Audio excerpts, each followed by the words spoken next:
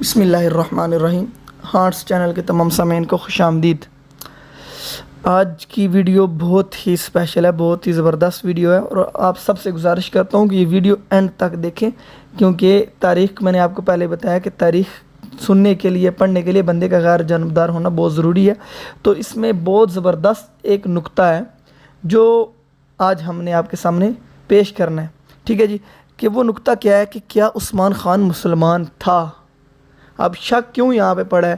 تو شک کی وجہ کیا ہے، کیا اس کے حق میں کیا دلائل ہیں، اس کے مخالفت میں کیا دلائل ہیں، تو یہ سب آپ کے سامنے پیش کیے جائیں گے۔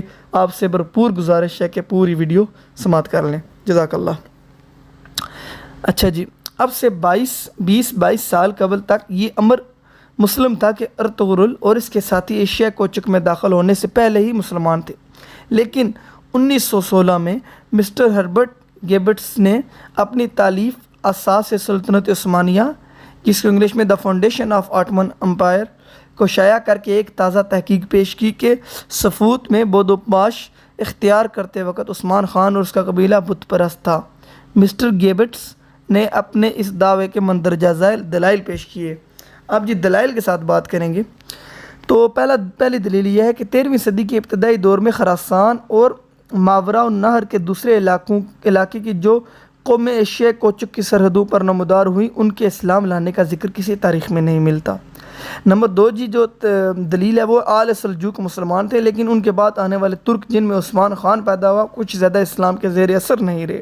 تیسرے نمبر پہ ہے جی عثمانیوں کے مورخ نشری کے بیان سے بھی یہ واضح ہے کہ عثمان کاموروس اعلیٰ سلیمان شاہ اور اس کے ساتھی جو اپنے وطن سے 50,000 گرانوں کے ساتھ نکل کھڑے ہوئے تھے غیر مسلم تھے۔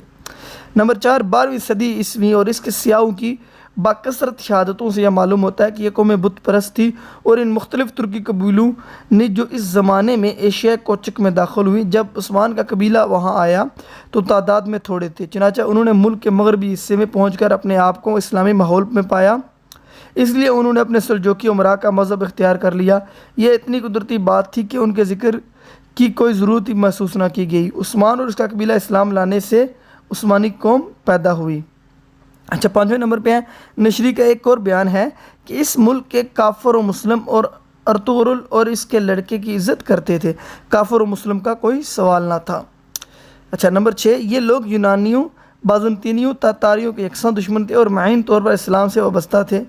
ان میں ایک ایسا تبلیغی جوش ہے جو صرف انہی لوگوں میں پایا جاتا ہے جنہوں نے حال ہی میں مذہب تبدیل کیا ہو، یعنی کہ وہ کہہ رہا ہے کہ ان کے اندر جو جوش دکھایا دے رہا تھا، جو ہمیں ان کی تاریخ میں ہمیں دکھتا ہے کہ کتنے زیادہ اسلام کے یہ کام کرنے والے تھے، کتنا ان کے اندر اسلام کا جوش جذبہ تھا، تو یہ کہتے ہیں کہ ایسا جوش و جذبہ صرف نئے مسلمانوں کے اندر ہوتا ہے، پرانے مسلمانوں کو تو ماں کے گود میں مل جاتا ہے اسلام، تو جس کی وجہ سے وہ اس اسلام کو اتنے جوش و خروش سے اس پر عمل نہیں کرتے، تو یہ اس کی ایک دلیل ہے۔ اچھا اس کے بعد جی 7ویں نمبر پہ کہتا ہے جی پروفیسر گرمانس نے بھی یہ بھی خیال ظاہر کیا کہ اور لکھا کہ سلاجقہ تو صدیوں سے اسلام لا چکے تھے، سلجوق جو تھے، لیکن یہ نوادن ہنوز اپنے قدیم خانہ پدوش کے مسلک پر قائم تھے۔ ان کے سردار ارطغرل کے بیٹے عثمان کی شادی سے متعلق جو روایات مشہور ہے، اس سے ہمارا یہ قیاس حق بجانب ہے کہ انہوں نے ایشیا کوچک کی اسلامی فضا میں داخل ہونے کے بعد اسلام قبول کیا۔ اب یہ تھے اس کی مخالفت میں، یعنی کہ وہ مسلمان نہیں تھا۔ اب مسلمان مطلب پہلے نہیں تھا، بعد میں ہونا کی، یہاں پہ بھی بعد میں ہونے کی کہا جی بعد میں ہو گیا تھا۔ اب جی مندرجہ ذیل دلائل کے برعکس نصیب اختر نے عثمان خان کے موسس اعلیٰ سلیمان شاہ کو مسلمان قرار دیا۔ اب اس کے دلائل کیا ہیں وہ آپ کے سامنے پیش کرتے ہیں، بس 6-7 وہ بھی ہیں 8، تو وہ آپ کے سامنے پیش کرتے ہیں، تو انشاءاللہ پھر ویڈیو کا اختتام کرتے ہیں۔ نمبر 1 چنگیز خان نے مسلم ریاست یعنی خوارزم شاہ کے علاقوں پر حملہ کیا تھا جو ترکی نسل ریاست تھی۔ چنگیز خان کی فوج میں کافر ترک بھی شامل تھے، ان سب کی مسلم ترکوں سے دشمنی تھی۔ خوارزم شاہی سلطنت کی حامی عثمانیوں کے اجداد تھے، اور یہ ان کی منگول دشمن پالیسی ہی تھی کہ جس کے باعث انہوں نے ترکستان کو خیر آباد کہا۔ نمبر 2 سلیمان شاہ کے نام سے معلوم ہوتا ہے کہ اس دور کے مسلمانوں کا یہ نام ہوتا تھا، کافر منگول ترکوں میں ایسا کوئی نام نظر نہیں آتا۔ نمبر 3 پہ آتا ہے جی سلیمان شاہ کے بارے میں بعض کتاب میں یہ بھی لکھا گیا کہ وہ حلب کے راستے یروشلم جا رہا تھا، جس کا مقصد صلیبی جنگوں میں حصہ لینا تھا، جبکہ غیر مسلم ترکی کے صلیبی جنگوں میں شریک ہونے کا سوال ہی پیدا نہیں ہوتا۔ نمبر 4 ارطغرل اور اس کے رفقا کے ناموں سے صاف پتہ چلتا ہے کہ وہ اسلامی رنگ میں رنگے ہوئے تھے۔ 5 نمبر پہ جی عثمان کے لفظ ظاہر ہے کہ یہ خالص مسلمانوں کا نام ہے، اور ظاہر ہے کہ یہ نام ارطغرل نے رکھا تھا۔ ارطغرل کے دور میں اخی تحریک جاری تھی اور عثمان بھی اس میں شامل تھا۔ آگے جی 6 میں ہے کہ اگر ارطغرل اور اس کے ساتھی کافر ہوتے تو منگولوں کے مقابلے میں سلجوق مسلمانوں کی مدد نہ کرتے بلکہ وہ منگولوں کی حمایت کرتے۔ 7 نمبر پہ ہے کہ اگر یہ لوگ مسلمان نہ ہوتے تو سلجوق حکمران ان کو اتنے اہم علاقے میں آباد کبھی نہیں ہونے دیتے، اور نہ ہی ان کو اتنا اہم علاقہ دیتے جو ان کے دشمن رومیوں کے سرحد سے منسلک ہوتے، کیونکہ وہ کبھی بھی غیر مسلم ہونے کے ناطے ان سے مل جاتے۔